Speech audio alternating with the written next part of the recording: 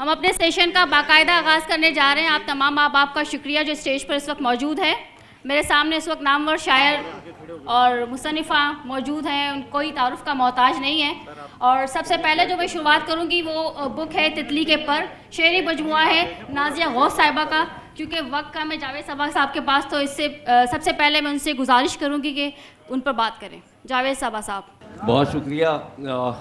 بس میں ایک تو معذرت چاہتا ہوں کہ بالکل بہت ایمرجنسی میں ہوں, کلب کے الیکشن سے اس کا میں کینڈیڈیٹ بھی ہوں, لیکن ان سے وعدہ کیا تھا کتاب پر بات کرنے کا, تو مجھے آنا ہی چاہیے.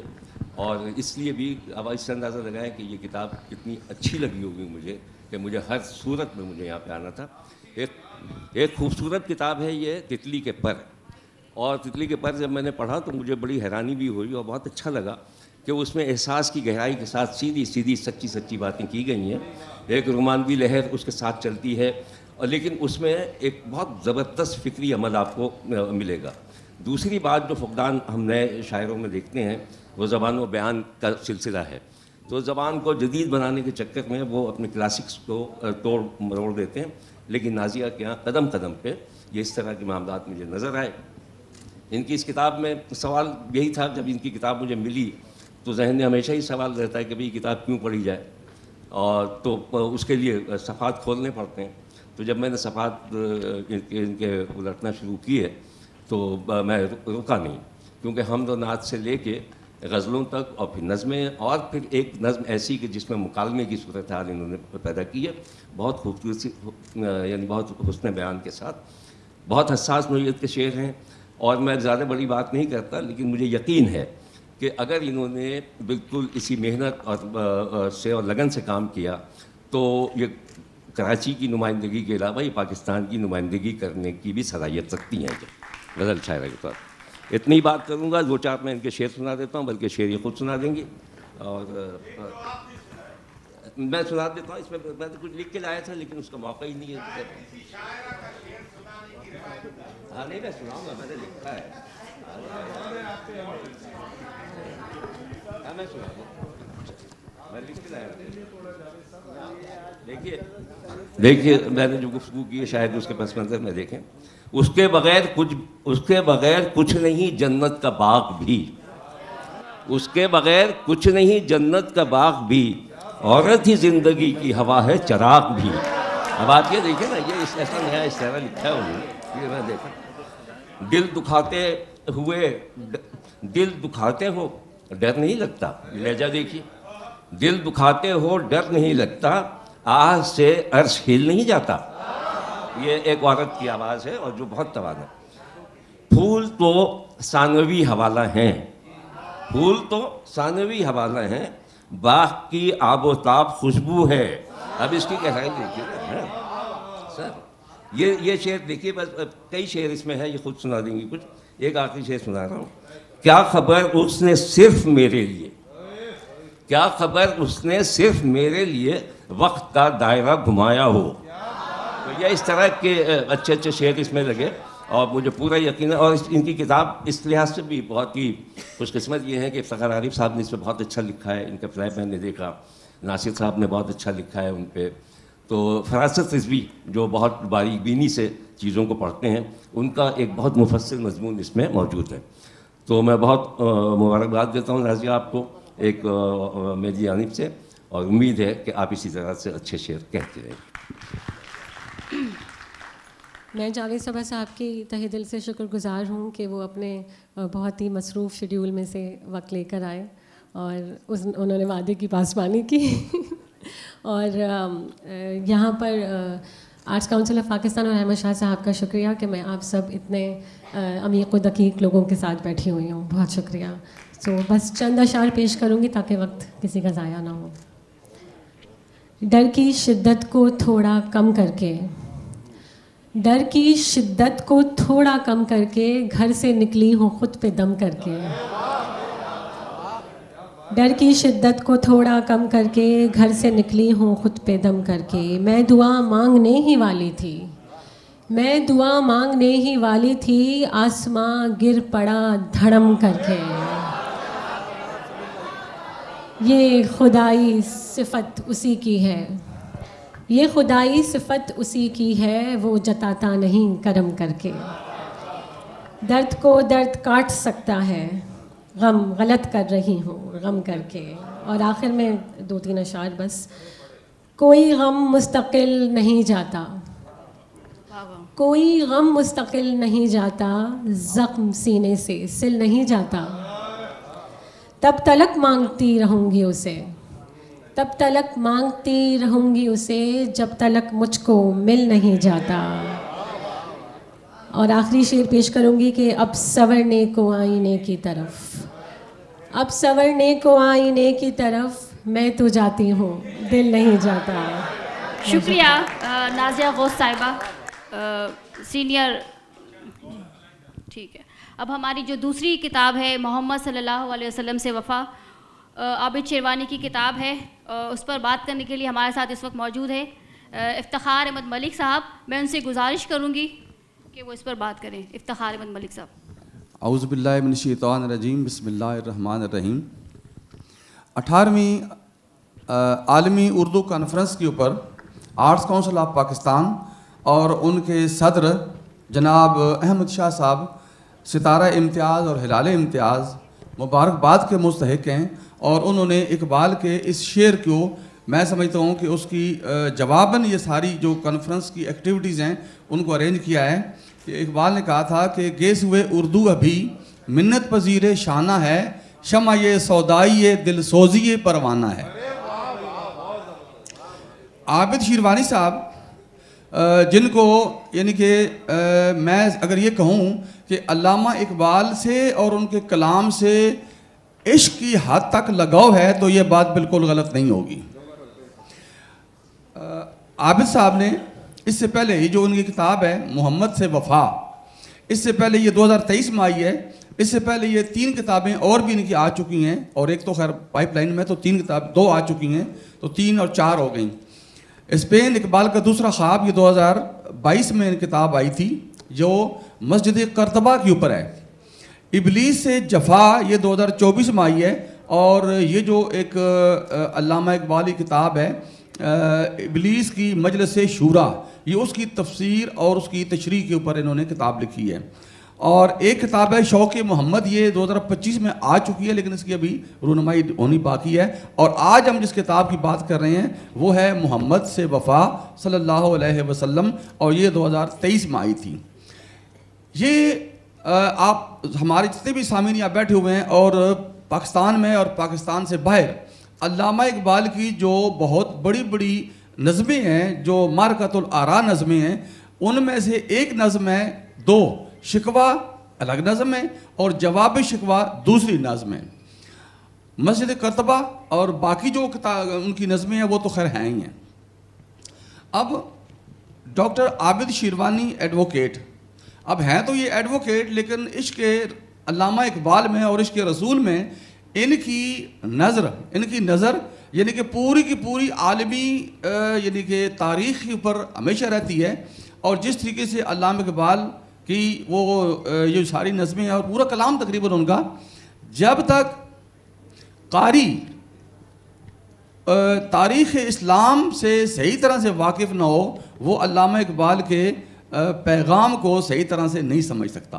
اور انٹلیکچوئل تو سمجھتے ہیں جو مدبر لوگ ہیں، لیکن یہ کیونکہ عام آدمی کے لیے بھی کتاب لکھی گئی ہے اور سارا اقبال کلام بھی عام آدمی کے لیے ہے، تو اس کے لیے پھر ایک طریقہ چاہیے تھا کہ جو آسان الفاظ میں بہت عوام کی سطح پہ جا کے ان کے لیے آسان الفاظ میں اقبال کا کلام ٹرانسلیٹ کیا جائے اور اس کی تشریح کی جائے، جو کہ یہ کام جناب ڈاکٹر عابد شیروانی ایڈوکیٹ صاحب نے بخوبی انجام دیا ہے. اور خاص طور پہ اس کتاب کی میں عرض کرتا ہوں کہ یہ اس کی اسکیم کیسے بنائی ہے انہوں نے تاکہ اقبال کا وہ کلام جو ہے وہ عوام تک صحیح طرح سے پہنچ سکے.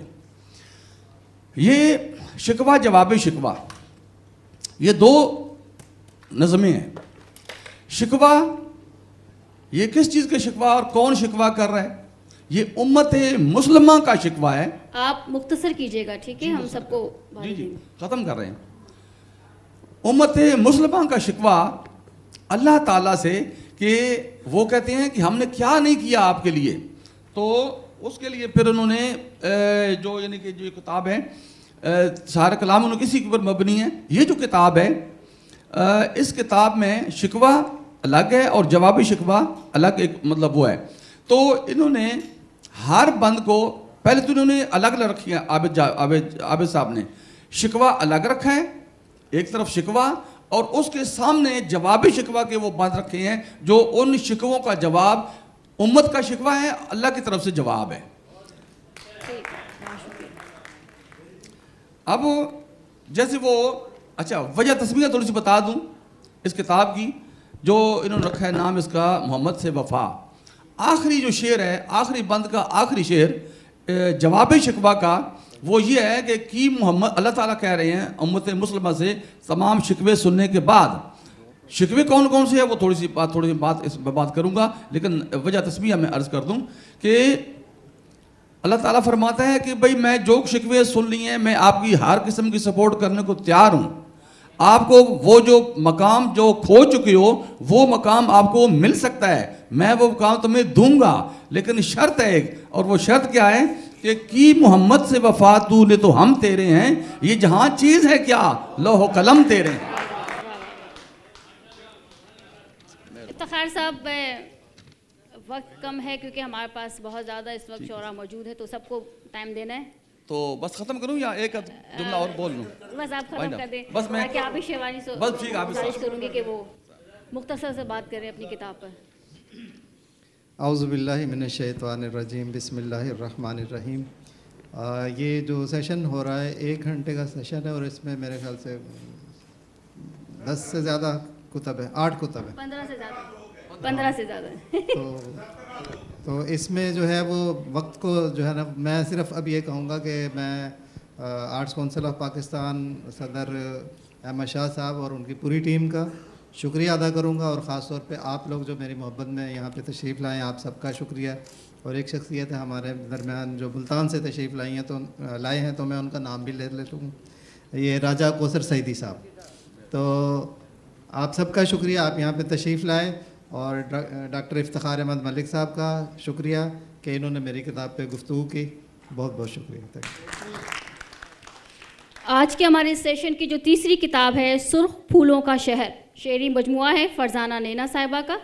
اس پر بات کرنے کے لیے ہمارے ساتھ موجود ہے انجم عثمان صاحبہ, وہ ہم سے بات کریں گی.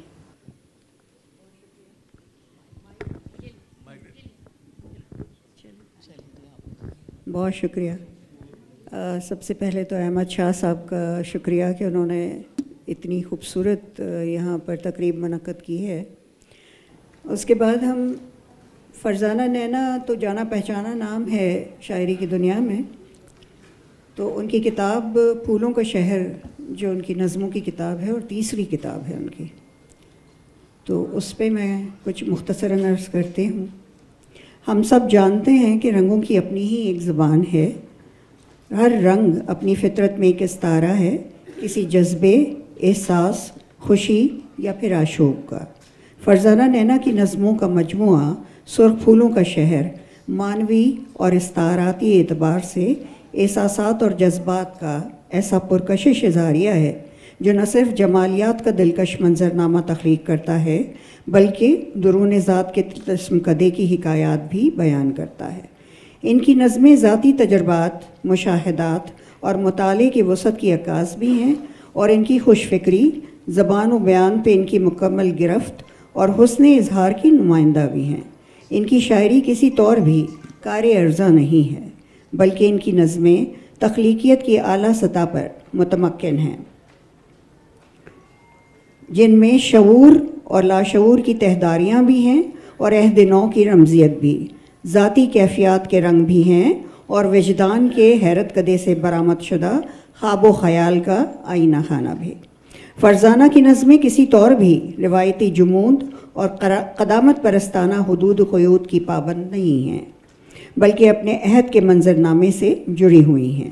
ان کی نظموں میں نرم و نازک احساسات, نمیدہ و نمگزیدہ احساسات اور تلخ و شیریں تجربات کی بازگشت ہمیں اپنے دل پر دستک دیتی ہوئی محسوس ہوتی ہے. خودآگہی کے ساتھ ساتھ خود سے مکالمہ کرتی ہوئی ان کی نظمیں تخلیقیت کی بلندی کی آئینہ دار ہیں. इनमें नादीदा मंजिलों की जानिब सफ़र करने की जुस्तजू और अनकहे मुकालमात की हैरत भी है और अल्फाज की जादू बयानी भी। आइंदा की तलाश और जुस्तजू भी है और गुज़श्ता की तलखियाँ, हुस्न मलाल, ज़िंदगी की महरूमियाँ और गुज़रे हुए सानहात की परछाइयाँ भी। बहुत शुक्रिया। मसरत व इंबिसात के लम्हात का लम्स भी है और नामानूस इनके मुकालमात की हैरत अनकहे मुकालमात की हैरत भी है और अल्फाज की जादू बयानी भी। आइंदा की तलाश और जुस्तजू भी है और गुज़श्ता की तलखियाँ, हुस्न मलाल, ज़िंदगी की महरूमियाँ और गुज़रे हुए सानहात की परछाइयाँ भी। मसरत व इंबिसात के लम्हात का लम्स भी है और नामानूस रास्तों के सफ़र का उलझाव भी। वो कर्ब ज़ात का इजहार भी बड़े तवाना अंदाज में करती हैं और मरती हुई इंसानियत और मिटती हुई तहज़ीब का नोहा भी इसी शिद्दत और तड़प के साथ लिखती हैं, जिससे इनकी रूह पर लगे ज़ख्मों का एहसास पूरी कुव्वत के साथ क़ारी को अपनी गिरफ्त में ले लेता है। बहुत शुक्रिया। इनकी फ़िक्री सच्चाई और दयानतदारी इन नज़मों का ख़ासा है। इनके यहाँ मौज़ूआत का तनव्वु, इनका इनफरादी लहजा और लफ्ज़ियात का गैर रिवायती और गैर मानूस इस्तेमाल और मानी खेज़ी इनकी नज़मों की नुमायाँ खुसूसियात हैं। इनके यहाँ सादगी और सलासत के साथ साथ क्या मुश्किल है, मुख्तसर कीजिएगा। जी बस ख़त्म हो रहा है मेरा।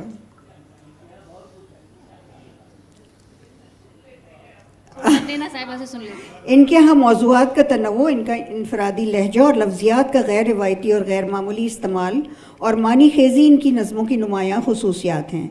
इनके यहाँ सादगी और सलासत के साथ साथ जदीदियत और ताज़गी लिए हुए एक अनोखा तर्ज़ एहसास भी बदरजा आतम मौजूद है। लहजे की सतह पर भी जदीद हिस्सियत और इजहार हाल इनकी नज़मों का ख़ास वस्फ़ है। इनकी शायरी में नसाइयत तो है, लेकिन वो ख़ुद को अपने पूरे वजूद के साथ कायनात के एक अहम जुज़्व के तौर पर पेश करती हैं, जो बाख्तियार भी है और खुदागाह भी। फ़रज़ाना की शायरी बड़े इस्तक़लाल और साबित कदमी से अपना इर्तिकाई सफ़र तय करती हुई नज़र आती है और मुस्तक़बिल में अपना एतबार और मयार एक नई बुलंद सतह तक ले जाने की ख्वाहिश भी रखती है और कुदरत भी। बहुत शुक्रिया। किताब की मुसन्निफ़ा फ़रज़ाना नैना साहिबा से मेरी गुजारिश है कि उस पर मुख्तसर गुफ्तगू करें। किसी ने दी नहीं थी तो थोड़ा सा बात कर लें इस पर। हाँ जी, मैं कुछ अशार पेश कर देती हूँ। सबसे पहले आर्ट्स काउंसिल की बेइंतहा शुक्रगुज़ार हूँ कि उन्होंने मेरी किताब की पजीराई की। अहमद शाह साहब और उनकी तमाम टीम और मोहतरम शकील ख़ान साहब के उन्होंने मुझे मौका दिया कि आप सबके सामने यहाँ अपनी किताब पेश करूँ, और आप तमाम का बेहद शुक्रिया जो इतनी मोहब्बतों से यहाँ तशरीफ़ लाए हैं। मैं ये मोहब्बतें दिल में समेट कर जाऊँगी। दो अशार के आप सब ने जो कुछ कहा उसी के नाम, आप सब की आवाज़ के नाम, कि मैंने कानों में पहन ली है तुम्हारी आवाज़, मैंने कानों में पहन ली है तुम्हारी आवाज़, अब मेरे वास्ते बेकार हैं चांदी सोना। मैंने कानों में पहन ली है तुम्हारी आवाज़, अब मेरे वास्ते बेकार हैं चांदी सोना। एक और शेर है कि शोख नज़र की चुटकी ने नुकसान किया, खालिसतन मेरी अपनी बहनों के नाम के, शोख नज़र की चुटकी ने नुकसान किया, हाथों से चाय के बर्तन छूटे थे, हाथों से चाय के बर्तन छूटे थे, आधी रात के सपने शायद झूठे थे, या फिर पहली बार सितारे टूटे थे, आधी रात के सपने शायद झूठे थे, या फिर पहली बार सितारे टूटे थे। दो अशार बस के। पड़ी हुई हूँ कहीं मैं पुरानी चीज़ों में, पड़ी हुई हूँ कहीं मैं पुरानी चीज़ों में, मिलेगी मेरी भी कोई निशानी चीज़ों में, बहिश्त ही से मैं आई ज़मीन पर लेकिन शुमार मेरा नहीं आसमानी चीज़ों में। बहुत शुक्रिया। बहुत शुक्रिया। इस सेशन की हमारी जो चौथी किताब है हिरोशिमा के आंसू, उस पर बात बीना गोविंदी की ये किताब है। बीना गोविंदी वाशिंगटन पर, आवाज़ नहीं आ रही है?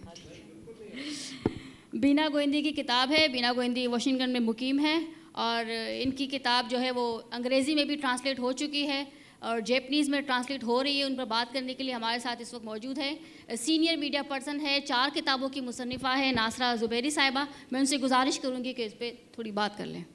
بہت شکریہ افشاں جی, بہت شکریہ. اس وقت مجھے اس کتاب پہ گفتگو کرنی ہے, بلکہ اس کی چونکہ رونمائی کی ہم بات کرتے ہیں تو ایک مختصر سا تعارف ہوتا ہے اصل میں, کہ بات پہنچ جائے کہ یہ کتاب ہے, یہ اس کے مصنف یا مصنفہ ہیں اور یہ کتاب کا نام ہے, یہاں سے چھپی ہے, آپ لوگ اس کو حاصل کر سکتے ہیں, ہیروشیما کے آنسو.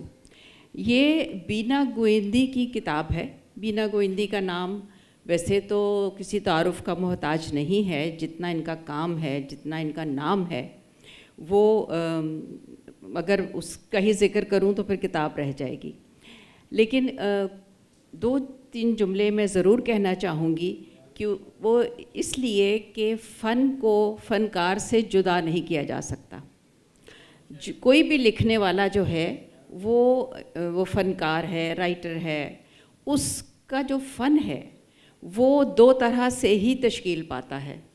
ایک تو اس کی انفرادی زندگی, اس کے جو اندرونی اس کی کشمکش ہے, اور دوسرا جو اس کے عہد کا طرز احساس ہے, وہ اس نے کس میں آنکھ کھولی, اس نے کیا سہا, کیا اپنے اندر ایبزارب کیا, اس کا مطالعہ کیا ہے, اس کا مشاہدہ کیا ہے, اور اس میں سے کتنا اس نے اپنے اندر جذب کر کے اور پھر وہ فن تخلیق کیا جو کہ اور لوگوں کے لیے ہے.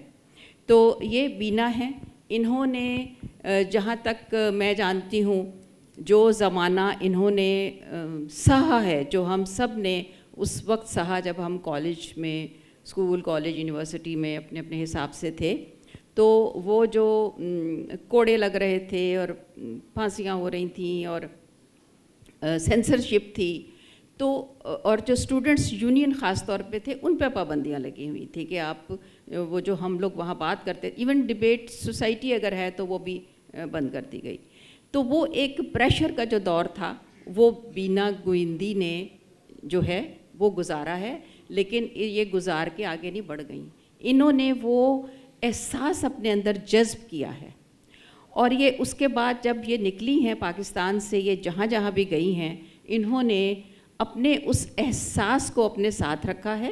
اور ہیروشیما کے آنسو جو ان کی وہ ایک طرح سے, ویسے تو یہ سفر نامہ ہے, اور یہ جاپان کا ٹوکیو اور کیوٹو اور ہیروشیما, تو یہ سفر نامہ ہے جو قومی ڈائجسٹ میں قسط وار شائع بھی ہوتا رہا ہے.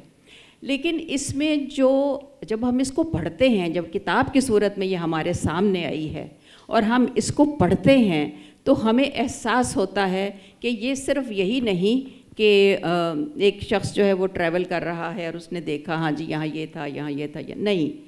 جب ایک اچھا لکھنے والا, جب ایک اچھا مشاہدہ کرنے والا گزرتا ہے, تو پھر وہ اپنے حساب سے جو اس کے اندر اس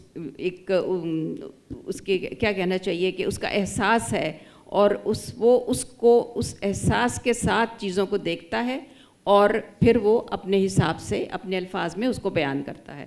اب یہ ہیروشیما کے آنسو ظاہر ہے, یہ نام سے ظاہر ہے کہ 1945 میں دوسری جنگ عظیم میں جب یہ ہیروشیما اور ناگاساکی پہ 6 اگست اور 9 اگست کو دنیا میں پہلی بار اور آخری بار, اللہ کرے آخری ہی رہے, تو یہ ایٹم بم گرایا گیا, تو جو کچھ گزرا وہ ہم سب جانتے ہیں. لیکن انہوں نے وہ آنسو جو ہیں, انہوں نے شہر کے ساتھ گفتگو کی ہے, انہوں نے اس شہر کے ساتھ مکالمہ کیا ہے کہ آپ کیا محسوس کیا ہے انہوں نے, وہاں کے لوگوں نے, اس شہر نے, اس فضا نے, تو یہ سب اس میں موجود ہے. جاپان کے بارے میں, جس شہر میں یہ گئی ہیں, انہوں نے وہاں کی ثقافت, وہاں کے جو مذہبی رجحانات, وہاں کا ایون وہاں کا جو کھانے پینے کا جو ہم کہہ سکتے ہیں کہ فوڈ فلسفی بھی انہوں نے بیان کی ہے کہ وہ کس طرح کی چیز کھائی جاتی ہے اور اس کے اثرات کیا ہیں. ویسے تو دنیا میں کسی بھی خطے میں جب جو بھی رہن سہن ہوتا ہے وہ وہاں کی اس کے خطے میں جو کچھ موجود ہے, جو کچھ اویلیبل ہے, دستیاب ہے, اس کے حساب سے ہوتا ہے, اور اس کی جو آب و ہوا ہوتی ہے اس کے حساب سے ہوتا ہے. تو انہوں نے اس کو دیکھا ہے. جب یہ کتاب میں نے پڑھی تو میں نے ایک اور بینا گوئندی کو دریافت کیا.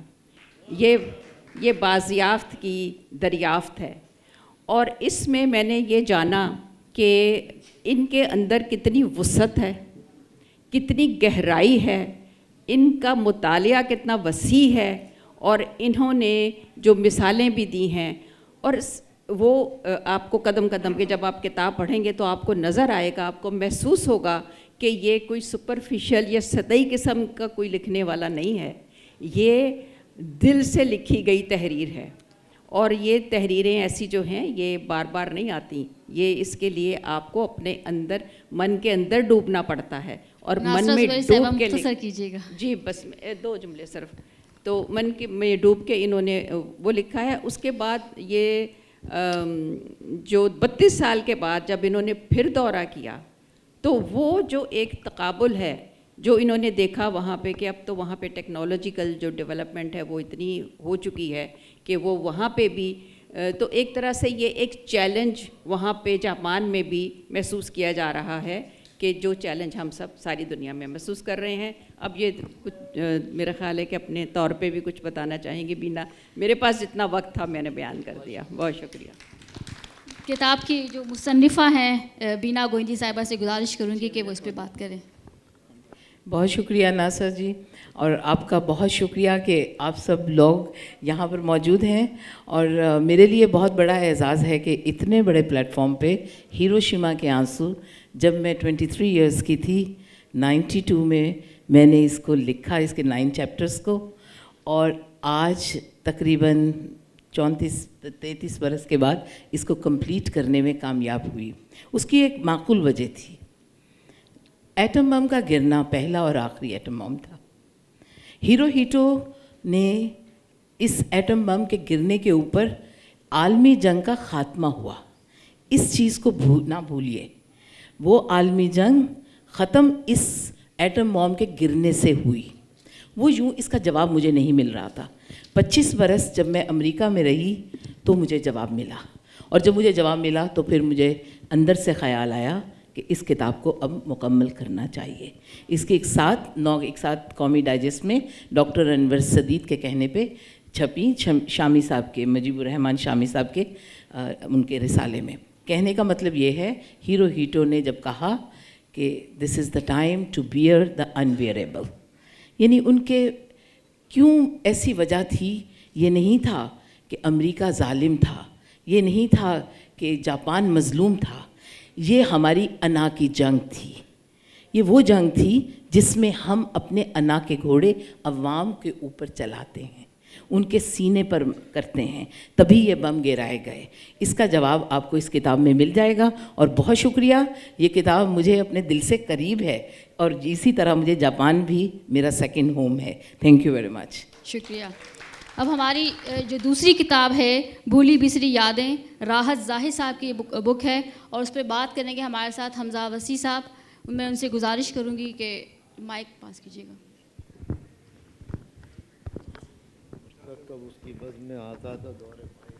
حمزہ وسیع صاحب مختصر بات کیجیے گا, ٹھیک ہے؟ جی بالکل, بہت شکریہ. اور میں سب سے پہلے آرٹس کونسل احمد شاہ صاحب کا اور شکیل بھائی, ان کا بہت شکر گزار ہوں کہ انہوں نے مجھے موقع دیا.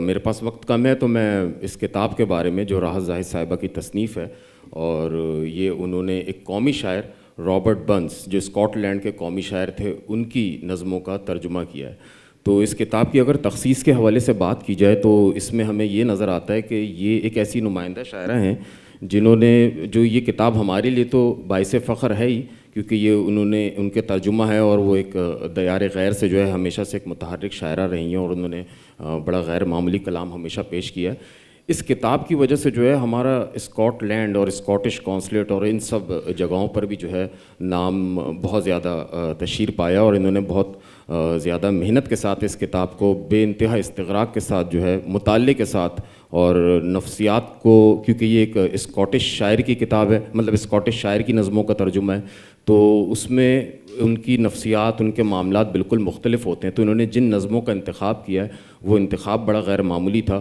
اور یہ کیونکہ بزم شعر و نغمہ ایک ادبی تحریک کی روح رواں ہیں، تو ادھر بھی جو ہے انہوں نے ان کو ایتھنک لائبریری سروس جو ہے انہوں نے ان کو کہا کہ آپ رابرٹ برنس کی نظموں کا ترجمہ کریں. اور اسکاٹ لینڈ میں مشاعرے کی روایت، اسکاٹ لینڈ میں اسکاٹش کونسلیٹ کے اندر مشاعرے کی روایت رکھنے والی یہ ہماری پہلی شاعرہ ہیں. تو یہ بہت بڑی بات ہے کیونکہ یہ ہمارے ملک کا ایک تشخص جو ہے برقرار رکھ رہی ہیں. اور دوسری بات یہ ہے کہ یہ کتاب جو ہے، جو ہمارا بچوں کا نصاب ہوتا ہے، تو اب جو نصاب جدید ہوتا جا رہا ہے، تو مترجم کے اندر ایک خصوصیت کیا ہونی چاہیے، اس کے خصائص کیا ہوتے ہیں، کن چیزوں پر اس کو توجہ دینی چاہیے. تو نصاب میں بھی پاکستان کے جو ہے اس کتاب کو شامل کیا جائے گا. اور ان کی 2 نظمیں اس میں، ٹو آ ماؤس اور ایک ٹو آ پینٹر، جس کا انہوں نے اردو ترجمہ کیا ایک چوہے سے اور ایک مصور سے، تو وہ بچوں کو بھی پڑھایا جائے گا.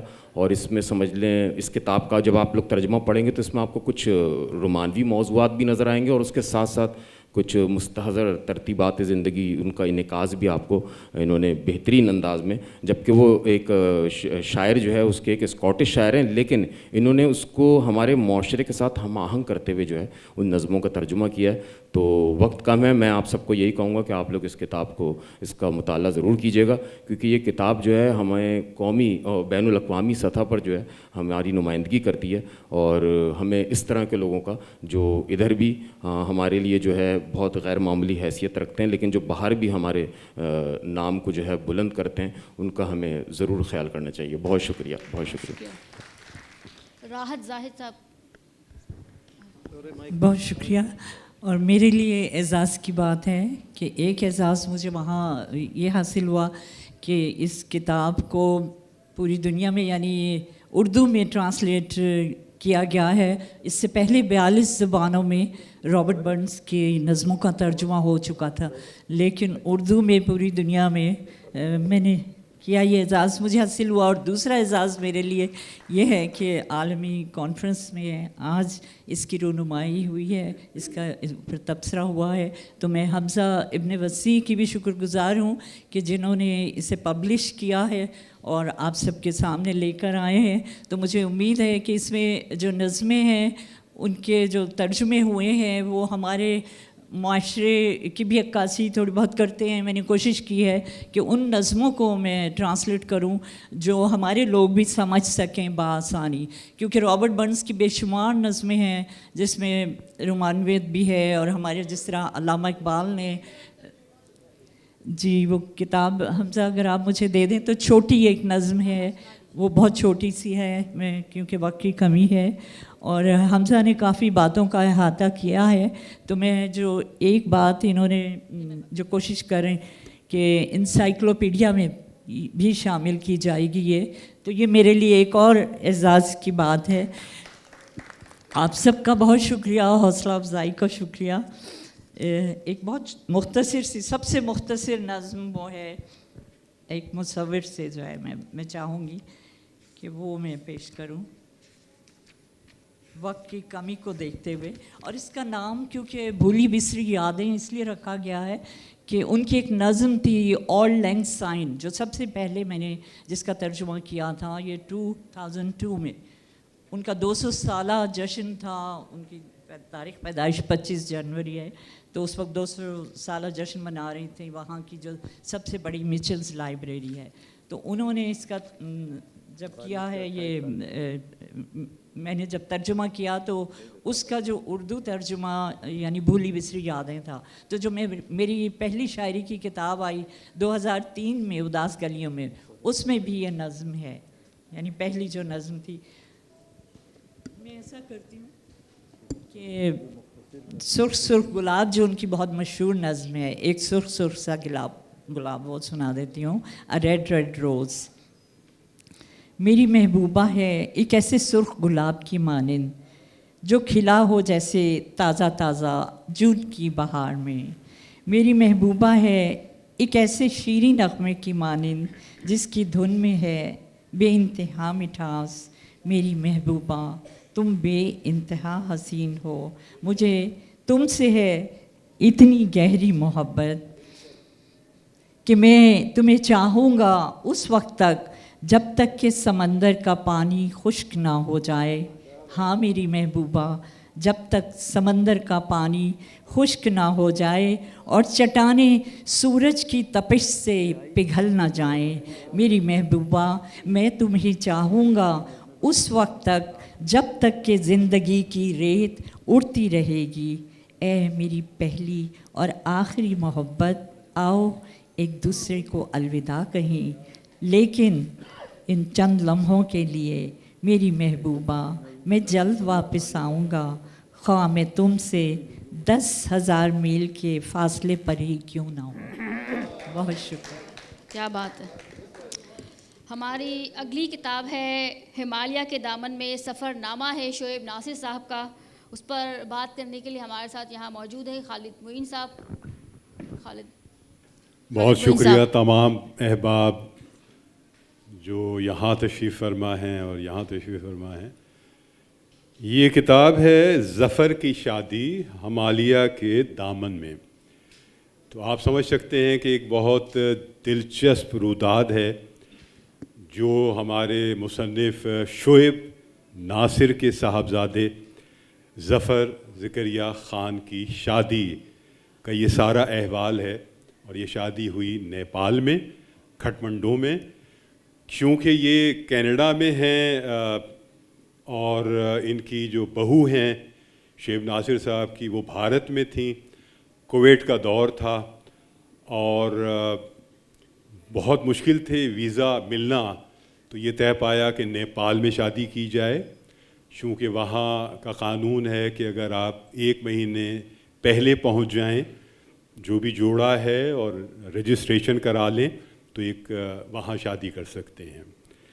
तो ये बहुत दिलचस्प एक सफ़रनामा है और इसमें नेपाल की जो आबादी है 3 करोड़ से ज़्यादा है और उस मुल्क का यौम आज़ादी नहीं मनाया जाता क्योंकि वो कभी किसी के कब्ज़े में आया ही नहीं है। तो वो एक आज़ाद ही मुल्क है और बहुत ही खूबसूरत अंदाज में शोएब नासिर ने आसान ज़ुबान में ये सारी किताब तहरीर की है और इसके आखिरी तकरीबन 30 सफ़ात ऐसे हैं जिसमें रंगीन तस्वीर भी मौजूद हैं, जिसमें नेपाल के ख़ास तफरीही मकामात भी हैं और शादी की जो सरगर्मियाँ हैं उनकी तस्वीर भी मौजूद हैं।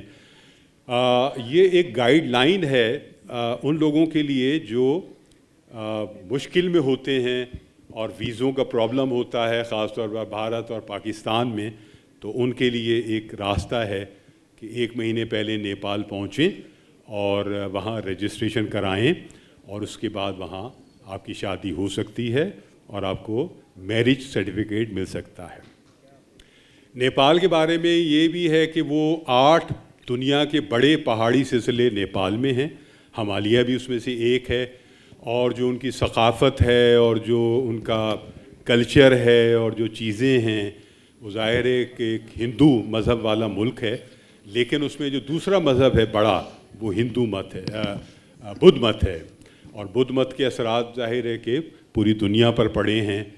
तो बहुत मुश्किलात भी इस सफ़र में हुई हैं, बहुत पेचीदगियाँ भी इस सफ़र में झेली शोएब नासिर और उनके अहले ख़ानदान ने। साहब मुख्तसर कीजिएगा। हाँ, ख़त्म। और उनको राहतें भी मिली और आसानियाँ भी फराहम हुई और अल्हम्दुलिल्लाह ये शादी बख़ैर खूबी अंजाम को पहुँची। तो ज़रूर पढ़िए, ये है हिमालय के दामन में। माज़रत चाहती हूँ, मैंने आपको कम टाइम दिया। अब मैं शोएब नासिर साहब से गुजारिश करूँगी कि वो इस पर मुख्तसर गुफ्तगू जी, करें। बहुत बहुत शुक्रिया। सबसे पहले तो मैं अपने बहुत ही मोहतरम अहमद शाह साहब का शुक्रिया अदा करता हूँ कि उन्होंने इस 18वीं आलमी उर्दू कॉन्फ्रेंस में मेरी इस किताब को भी शामिल किया। मैं उनका भी शुक्रगुज़ार हूँ और शकील ख़ान साहब का भी शुक्रिया अदा करता हूँ। इस किताब का टाइटल जो बनाया है हमारे शाहिद महमूद साहब ने बनाया है, जिनका ताल्लुक़ भी आर्ट्स काउंसिल से। मेरी तकरीबन 3 किताबें आ गई हैं और चौथी आ रही है, शेरी मजमूआ, उसका टाइटल भी शाहिद महमूद साहब ही बना रहे हैं, तो मैं उनका भी शुक्रिया अदा करता हूँ। मैंने इस किताब में जो कोशिश की है वो जिन लोगों को दीगर ममालिक से और में रहते हैं और शादी के लिए परेशानी होती है, उनके लिए बहुत सारी गाइडलाइन दी हैं کہ ان کو کیا کیا چیزوں کی ضرورت ہوتی ہے, ہمیں جو پریشانیاں ہوئی ہیں وہ ان کو پریشانی نہ ہو. اس لیے ان کے لیے ایک بہت اچھی کتاب ہے. میں نے کوشش یہی کی ہے کہ ان لوگوں کو ایسی رہنمائی مل سکے جو تمام معاملات آسانی سے ہو سکیں.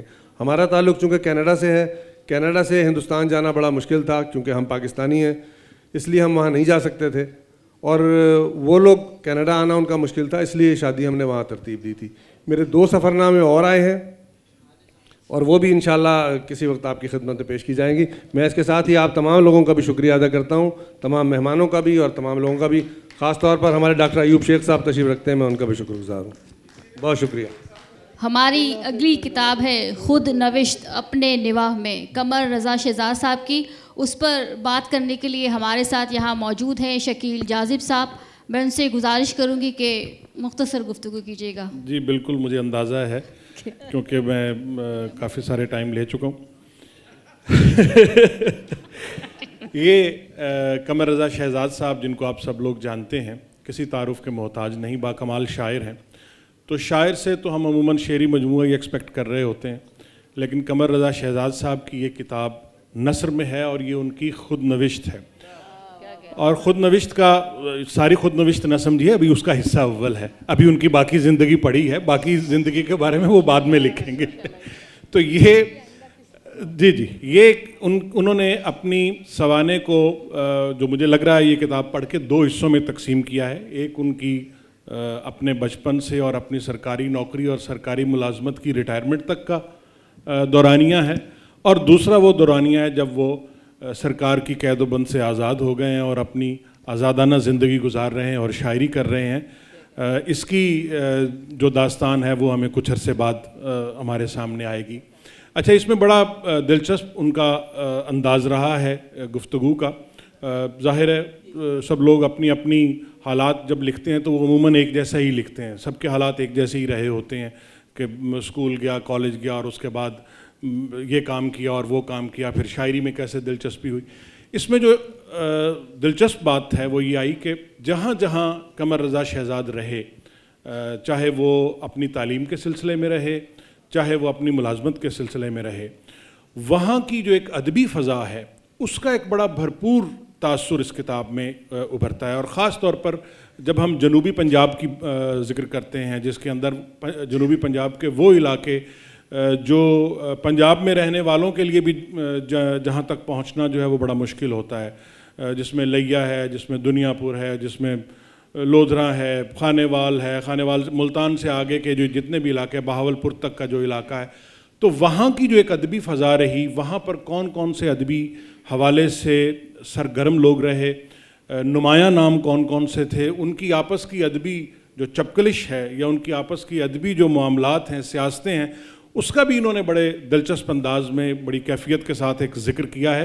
تو یہ اس حوالے سے ایک بڑی اہم یعنی ایک دستاویز کی حیثیت اختیار کر جاتی ہے کہ پرانے زمانوں میں تذکرے لکھے جاتے تھے جس میں شعراء کا ذکر ہوتا تھا کہ فلاں اس درجے کا شاعر ہے, فلاں اس لیول کا شاعر ہے.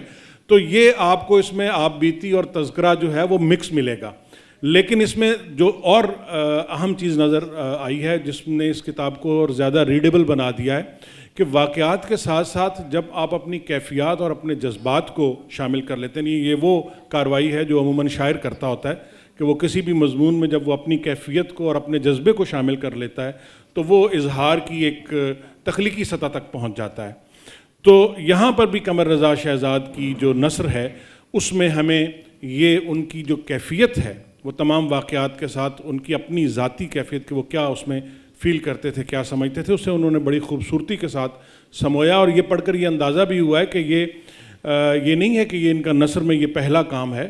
یہ کتاب پڑھنے کے بعد ہمیں پتہ چلا کہ قمر رضا شہزاد صاحب نے لکھنے کی ابتدا نثر سے ہی کی تھی, اور پہلے انہوں نے کہانیاں لکھیں, انہوں نے کالمز بھی لکھے, اور اس کے بعد پھر وہ شاعری کی طرف آئے اور بڑے دلچسپ واقعات, بڑے لطیفے بھی اس کے اندر انہوں نے لکھے ہوئے ہیں. تو یہ اوور آل یعنی یہ خود نوشت ایسی ہے کہ آپ اس بات کا اندازہ لگائیے کہ میں نے یہ جب پڑھنا شروع کی کتاب تو میں ایک نشست میں یہ پوری پڑھ گیا بیٹھ کے, یعنی یہ اتنی ریڈیبل کتاب ہے. سنگ میل نے چھاپی ہے اور میں قمر رضا شہزاد کو مبارکباد پیش کرتا ہوں اور یہ توقع رکھتا ہوں کہ جو ان کی اس کا جو دوسرا حصہ ہوگا. وہ یقیناً اس میں ابھی کچھ وقت لگے گا, ہمیں اندازہ ہے, لیکن وہ اتنا ہی ریڈیبل اور اتنا ہی خوبصورت ہوگا. بہت شکریہ.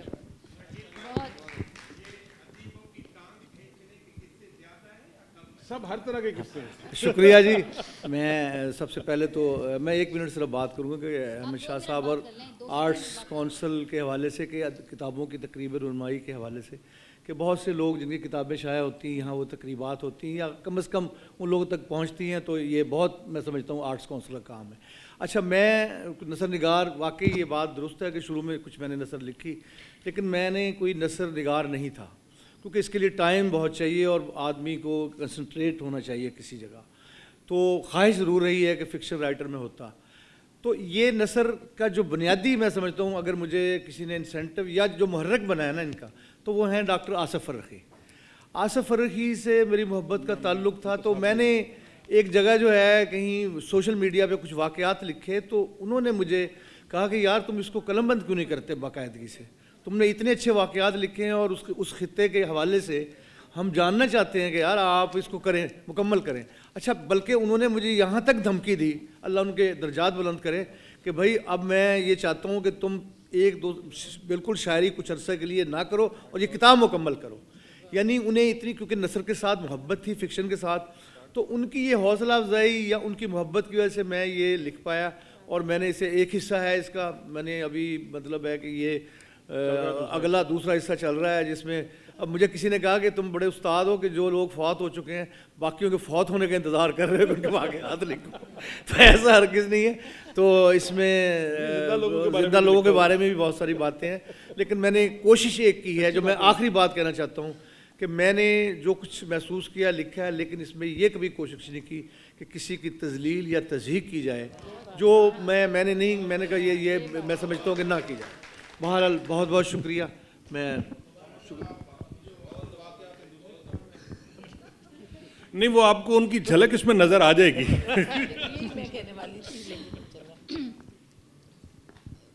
اس کو یہیں رکھیے. اب ہماری اگلی کتاب ہے سارے رنگ محبت کے, شعری مجموعہ ہے یہ بھی, شبیر نازش کا, اور اس پر بات کریں گے فہیم شناس کاظمی. مائک دیجیے گا ان کو.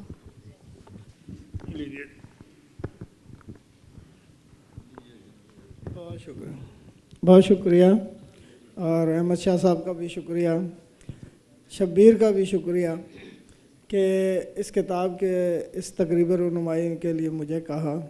اور تمام احباب کے درمیان فیض صاحب کی ایک نظم ہے, دو عشق میں وہ کہتے ہیں, کچھ عشق کیا کچھ کام کیا, بالآخر تنگ آ کے ہم نے دونوں کو ادھورا چھوڑ دیا. مگر شبیر نے نہ پہلا عشق ادھورا چھوڑا نہ دوسرا عشق ادھورا چھوڑا. پہلا عشق کیا تو شادی کی اور اس کا ثمر بھی سامنے ہے, اور دوسرا عشق جو کیا اس کا تیسرا ثمر سامنے ہے. اس کتاب کا نام ہے دوسرا عشق شاعری, پہلا عشق شاعری. اس کا عنوان ہے سارے رنگ محبت کے. یہ جو سارے رنگ محبت کے ہیں, یہ اس میں شبیر کی شاعری کا ایک ارتقائی سفر ہے. یہ تیسرا مجموعہ ہے, اور ہم ایک شاعر سے کیا توقع کرتے ہیں کہ اپنی ابتدا سے اس کی شاعری کا سفر آگے بڑھتا ہوا نظر آئے. اس میں جو اپنی ذات تک محدود شبیر تھا, جو اپنی ذاتی خواہشات, جذبات اور احساسات کے ساتھ زندہ تھا, اب وہ انسان, حیات اور کائنات کے ساتھ سوچنے لگا. یہ ایک بہت وسیع منظرنامے میں اس کی شاعری کا منظرنامہ بنتا ہے, جو کہ کرۂ ارض اور اس کے فکر و شعور پر پھیلا ہوا ہے. اور اس جہان خیر و شر میں جو اضطراب ہے, یہ کچھ ہے مائک میں, مائک میں بھی اضطراب ہے.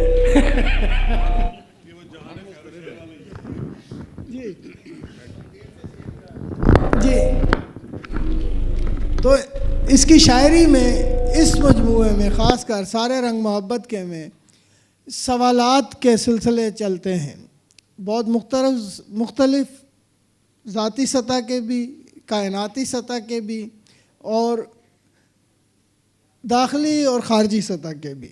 یعنی یہ میں نہیں ہوں میں، یعنی یہ میں نہیں ہوں میں، یعنی وہ تو نہیں ہے تو، یعنی یہ رمز اور ہے جس کو زوال ہی نہیں، یعنی یہ رمز اور ہے جس کو زوال ہی نہیں.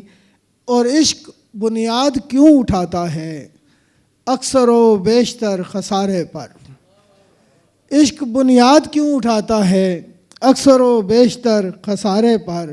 اس کی اس مجموعے میں خصوصاً جو چیز میں نے محسوس کی، آپ اگر کسی شاعر کے مسلسل قاری ہوں اور اس کے ارتقائی سفر میں اس کے ہمراز ہوں، تو میں نے محسوس کیا کہ اس مجموعے میں اس کی علامات، تشبیہات اور استعارات کی جو کائنات ہے بہت وسیع ہوتی جا رہی ہے، اور اس میں بہت ساری رمزیہ کیفیت جو ہے وہ بہت شعریت سے بھرپور ہے.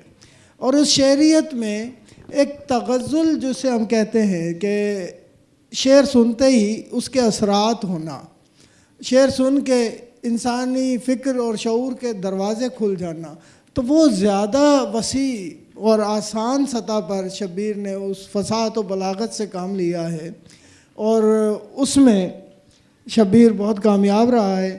یہ ہمارے عہد کا منظرنامہ ہے، اور اس منظرنامے میں شبیر کی اگر ہم شاعری کو سوچتے ہیں تو دیکھیے ایک شعر میں آپ کے سامنے پیش کرتا ہوں. آنکھ سے بلیغ سخن، آنکھ سے بلیغ سخن، اور دل سے مکالمے دل کے، اور دل سے مکالمے دل کے. تو میں سمجھتا ہوں یہ سارے رنگ محبت کے بہت اچھی شاعری، بہت اچھی غزلوں کا مجموعہ ہے. غزل ہمارے عہد کا، بلکہ ہر عہد میں ایک مشکل ترین مرحلہ بھی رہا ہے اور آسان ترین بھی رہا ہے. ہر آدمی جو اٹھتا ہے غزل لکھتا ہے، مگر غزل کہنا، غزل کو سمجھنا، غزل کے اسرار و رموز کو جاننا، اس کی فصاحت و بلاغت کو لکھنا. ہمارے ہاں قمر رضا شہزاد بھی ہیں، شکیل جاذب بھی ہیں، معین خالد بھی ہیں. اور دیکھیں یہ اتنے بڑے ہمارے اس منظرنامے میں شبیر نازش نے خود اپنی جگہ بنائی، اور کراچی جیسے شہر میں شاعری میں اپنے آپ کو نمایاں کرنا یہ ایک مسلسل کاوش ہے، ایک بڑی جدوجہد ہے. تو میں شبیر کو مبارکباد دیتا ہوں اس کتاب کے حوالے سے. سارے رنگ محبت کے رنگ ادب نے شائع کی ہے، آپ کو آسانی سے بار اسٹالز پہ مل سکتی ہے. خرید کے پڑھیں اور ضرور پڑھیں. اس میں بہت اچھی شاعری ہے. کچھ شعر آپ کو شبیر سنائیں گے تو آپ کو اندازہ ہوگا کہ میں نے جو بات کی ہے اس کی شاعری ان سے بھی زیادہ آگے ہے. بہت شکریہ. شبیر نازش مائک دیجیے گا. سب سے پہلے تو احمد شاہ صاحب کا شکریہ، ڈاکٹر فہیم شناس کاظمی صاحب کا شکریہ، اور رنگ ادب پبلیکیشن شاعر علی شاعر ان کا شکریہ، اور ربانی فیملی جن کے تعاون سے یہ کتاب شائع ہوئی ان کا بھی شکریہ. اس وقت محبت کے سارے رنگوں پہ بات ہوئی، اور میں سمجھتا ہوں کہ محبت کے سارے رنگ اس وقت میرے دائیں بائیں بھی بیٹھے ہوئے ہیں اور میرے سامنے بھی بیٹھے ہوئے ہیں. تو غزل کے کچھ اشعار. ایوب بھائی، ترک تعلق مجبوری تھی اور اس کی دانائی بھی، ترک تعلق مجبوری تھی اور اس کی دانائی بھی، ورنہ جانے کیا ہو جاتا اور ہوتی رسوائی بھی. کیا بات ہے. ترک تعلق مجبوری تھی اور اس کی دانائی بھی، ورنہ جانے کیا ہو جاتا اور ہوتی رسوائی بھی. دیکھنے والا کیسے روکے دل کو اس پر آنے سے، دیکھنے والا کیسے روکے دل کو اس پر آنے سے. ایک تو اس کی ہنسی قیامت، اس پہ غضب انگڑائی بھی. دیکھنے والا کیسے روکے دل کو اس پر آنے سے، ایک تو اس کی ہنسی قیامت، اس پہ غضب انگڑائی بھی. ऐन मुजस्सम करके उसको सामने ला बिठलाती है। क्या बात है। ऐन मुजस्सम करके उसको सामने ला बिठलाती है, कभी कभी तो हद कर देती है दिल की तन्हाई भी, कभी कभी तो हद कर देती है दिल की तन्हाई भी। मन आंगन में धीरे धीरे करता है जब इश्क ज़हूर, मन आंगन में धीरे धीरे करता है जब इश्क ज़हूर, मन आंगन में धीरे धीरे करता है जब इश्क ज़हूर। धरी पड़ी रह जाती है बीनाई भी दानाई भी। क्या बात है। मन आंगन में धीरे धीरे करता है जब इश्क ज़हूर, धरी पड़ी रह जाती है बीनाई भी दानाई भी। और एक अकेला एक तरफ हो और हुजूम हो एक तरफ, एक अकेला एक तरफ हो और हुजूम हो एक तरफ, झूठ ही लगने लग जाती है ऐसे में सच्चाई भी। वाह वाह, क्या बात है। बहुत शुक्रिया, बहुत शुक्रिया। एक अकेला एक तरफ हो और हुजूम हो एक तरफ, झूठ ही लगने लग जाती है ऐसे में सच्चाई भी। सोच रहे हैं कैसे चलेगा खर्चा सिगरेट चाय का, सोच रहे हैं कैसे चलेगा खर्चा सिगरेट चाय का। एक तो अपना खीसा खाली, उस पर है महंगाई भी। सोच रहे हैं, अयूब भाई समझ रहे हैं, सोच रहे हैं कैसे चलेगा खर्चा सिगरेट चाय का। एक तो अपना खीसा खाली, उस पर है महंगाई भी। इज़्ज़त शोहरत मिल जाने पर नाजिश इतना ध्यान रहे, इज़्ज़त शोहरत मिल जाने पर नाजिश इतना ध्यान रहे। ज़र्फ़ न हो तो छोटा कर देती है बहुत ऊंचाई भी। इज़्ज़त शोहरत मिल जाने पर नाजिश इतना ध्यान रहे, ज़र्फ़ न हो तो छोटा कर देती है बहुत ऊंचाई भी। तर्के ताल्लुक़ मजबूरी थी और उसकी दानाई भी, वरना जाने क्या हो जाता और होती रुसवाई भी।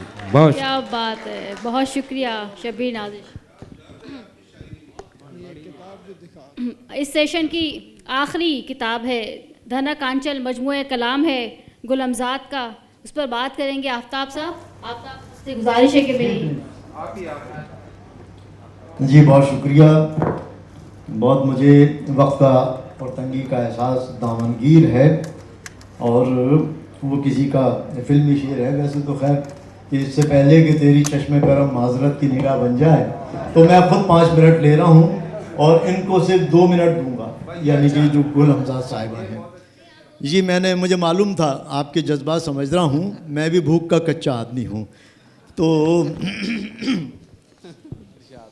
देखिए मेरे हाथ में जो धना कांचल, क्योंकि तकरीब रूनुमाई है, और शकील जाज़िब हमारे बरादर मुकर्रम, उन्होंने भी बहुत अच्छा किया कि रूनुमाई में रूनुमाई तो हो कम अज़ कम, तो ये आप देख लें कि वाकई किताब है।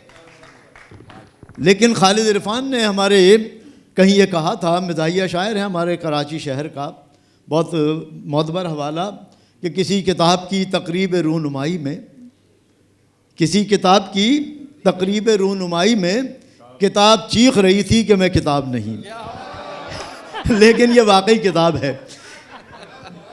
इसका मैं क्योंकि बहुत ज़िम्मेदारी के साथ ये बात कर रहा हूँ। देखिए इसकी 2-3 तखस्सुस हैं, तखसीस हैं। मैं बहुत कम वक्त में कोशिश करूँगा कि उसका तज्ज़िया या इंतहाई इजमाल आप तक पेश कर सकूँ। देखिए जनाब, ये वाहिद किताब मेरी नज़र से गुज़री इस लिहाज से कि मैंने किताब को देख के लिखा, यानी कि मुसव्वदा मेरे पास आया था। यॉर्कशायर अदबी फ़ोरम, जो मेरा भी एक यकीनन दोस्तों का हलक़ा है, यॉर्कशायर अदबी फ़ोरम बरतानिया, उसके इश्तियाक़ मीर साहब ने इन्हें यकीनन मुझसे मुतारिफ़ कराया।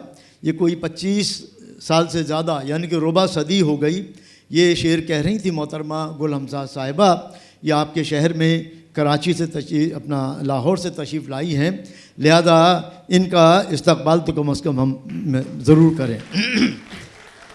इनका क्योंकि पहला मजमुआ है, और ये गुलमजाद साहिबा जो हैं, इनका तखल्लुस भी मुझे एक तो अच्छा लगा, दूसरे हम लोग अमूमन तासुराती तबसरा करते हैं या तासुराती तनकीद करते हैं, تو ہم شخصیت پرستی کا شکار ہو جاتے ہیں. لیکن یہ واحد کتاب ہے کہ جس کا میں نے مسودہ پڑھا اور اس کتاب نے مجھ سے لکھوایا. حقیقت یہ ہے. تو اس کی جو تخصیص ہے وہ میں اپنی بہن ڈاکٹر فاطمہ حسن صاحبہ کے لیے ضرور میں یہ جملہ کہوں گا, اور گل حمزہ صاحبہ کو میں یہ دعوت دوں گا کہ وہ ضرور ان کو یہ کتاب پیش کریں. اس کی وجہ کیا ہے وہ میں بتا دیتا ہوں. ہماری محترمہ ڈاکٹر فاطمہ حسن صاحبہ جو ہیں فیمنزم پر بہت ان کا کام ہے. ان کا پی ایچ ڈی کا مقالہ بھی اتفاق سے اسی سے متعلق ہے. اور اس سے کتاب کی تخصیص یہ ہے, 3 باتیں اس میں ہیں جو شاید میں 5 منٹ تو کم ہوں گے, لیکن میں 1 منٹ جا چکا ہے, 4 منٹ اور رہ گئے. مجھے معلوم ہے 5 منٹ ہو جائیں تو مجھے بتا دیجیے گا, مجھے واقعی بھوک لگ رہی ہے. اچھا, تو اب ہوتا یہ ہے کہ ان کیا ایک تو تنوع ہے, ویریشن ہے, اور اس بو قلمونی میں یا تنوع میں جو اصناف شاعری ہیں وہ ایک طرف جہاں کنسسٹنسی ہوتی ہے وہ بھی چاہیے ہوتی ہے کہ کوئی غزل ہے تو غزل میں ہی کمالات دکھا دے, کوئی نظم ہے تو نظم میں. لیکن بعض شخصیات ایسی ہوتی ہیں, میر تقی میر سے لے کے یہاں تک اگر ہم دیکھیں تو تنوع جو ہے میر تقی میر کیا نظر آئے گا آپ کو. اتنی حیتوں اور اصناف شاعری میں ان کی چیزیں ہیں. وہ چیز مجھے اس میں 2 باتیں نظر آئیں. ایک تو ان کی جو کتاب کا نام ہے, عنوان ہے, اس لیے میں ڈاکٹر فاطمہ حسن صاحبہ کا اپنی بہن کا ذکر کر رہا ہوں کہ اس کتاب کے نام میں ہی تانیثیت ہے, اور اس میں نسوانیت کا, نسائیت کا جو ایک پہلو ہے وہ مشرقی نسائیت مجھے نظر آئی. تو دھنک آنچل خود ایک ایسا استعارہ ہے کہ پروین شاکر نے شاید یہ کہا تھا کہ سامنے جس شخص کے ہنسنا بہت, سر کو اس کے سامنے ڈھکنا بہت. تو یہ سر کا ڈھکنا, دھنک آنچل, یہ دھنک کا لفظ خود بتا رہا ہے کہ 7 رنگوں سے یا اس سے زیادہ رنگوں سے مملو یہ ایک مجموعہ ہے جس میں غزل, آزاد نظم, پابند نظم اور دوہے اور ہائیکو اور نثری نظم جس کو لوگ کہتے ہیں, میں اس کو نثر لطیف کہتا ہوں, اس میں بھی کچھ چیزیں ان کے نظر آتی ہیں. تو یہ اس کا تخصص ہے. اور تفحص یہ ہے اس میں اندر, تفحص میں چھان پھٹک کر کے انہوں نے لکھا. 25 سال سے زیادہ کوئی لکھے اور اس کو دبا کے بیٹھا رہے, سینے میں علم کو روکنا بھی بہت بڑا کمال ہوتا ہے. تو اشتیاق میر صاحب نے لاہور میں ان سے ملاقات کر کے ہمیں اس طرف توجہ دلائی کہ یارکشائر ادبی فورم ان کا مجموعہ جو ہے انہی کے اشتراک سے چھپا ہے. آفتاب صاحب 6 منٹ. جی بس 1 منٹ میں لے رہا ہوں آپ سے, میں نے کہا ہو گئی 6 منٹ. چلیں, تو بس آخری بات یہ ہے کہ اس کتاب کو آپ ضرور پڑھیں. اگر آپ کو اس میں ویریشن نظر نہ آئے تو میرا جو سر ہے وہ آرٹس کونسل کے مین دروازے پر رکھا ہوگا, وما علینا الا البلاغ. کتاب کی مصنفہ یہاں موجود ہے گل حمزہ صاحبہ, لاہور سے جو تشریف لائی ہیں. ان سے گزارش ہے کہ اس پر مختصر اب بات کر لیں, ٹائم نہیں ہے ہمارے. بہت شکریہ ڈاکٹر آفتاب صاحب آپ کا. اور میں 5 منٹ. جی بالکل.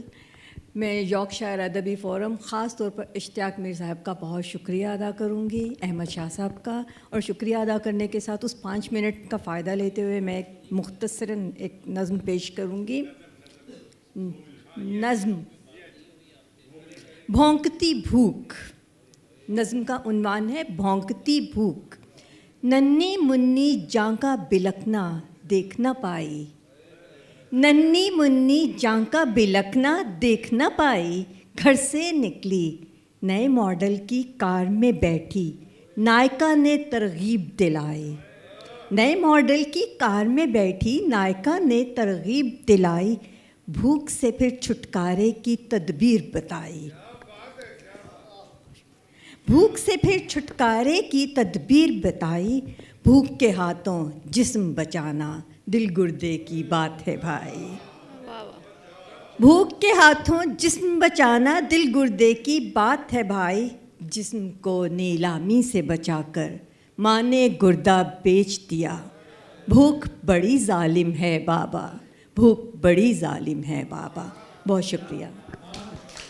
بہت شکریہ گل حمزہ صاحبہ, اور یہاں تمام احباب کا شکریہ جو یہاں آئے.